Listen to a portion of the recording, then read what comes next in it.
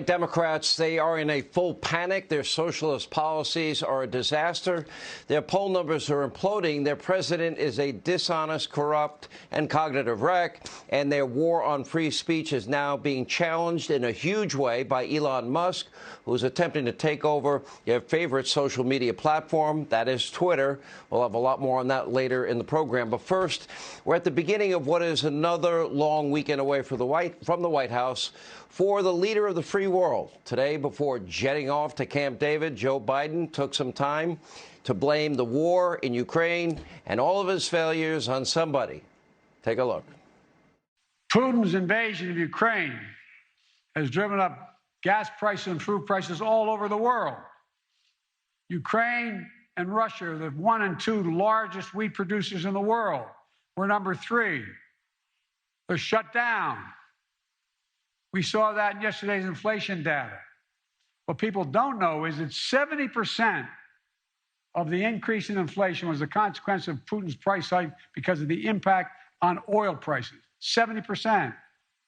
We need to address these high prices, and urgently, for working folks out there. All of that is a complete and utter lie. And who's he shaking hands with? Just shake. There's nobody there. We're nearly 15 months into Biden's presidency. Everything is going wrong, and I mean everything. I can't name a single thing that's going right. By the way, anybody surprised? Biden cannot even do simple, fundamental, basic tasks. He turns around, nobody there to shake his hand, and he keeps his hand out there. Are you kidding me? Meanwhile, inflation at a 40-year high and getting higher. Food costs, the cost of every item you buy in every store is now going through the roof. Energy costs, well, you never paid more in history for a gallon of gasoline, and the cost to heat and cool your home is through the roof. On top of that, rents have now increased by over 17%. Interest rates, I read today, it's about 5% for a 30-year fixed. Wasn't that long ago you were getting it in the 2s. They're rising fast. Real wages are down by 3%, and Biden's Green New Deal economy is now a living nightmare for you, the American people, for all of us. But remember, according to the administration, America's historic inflation has nothing to do with Biden's trillions of dollars in new handouts, and the record-setting energy costs have nothing to do with Biden's restrictions on oil and gas. You can see right from the charts. We'll keep putting them up and down.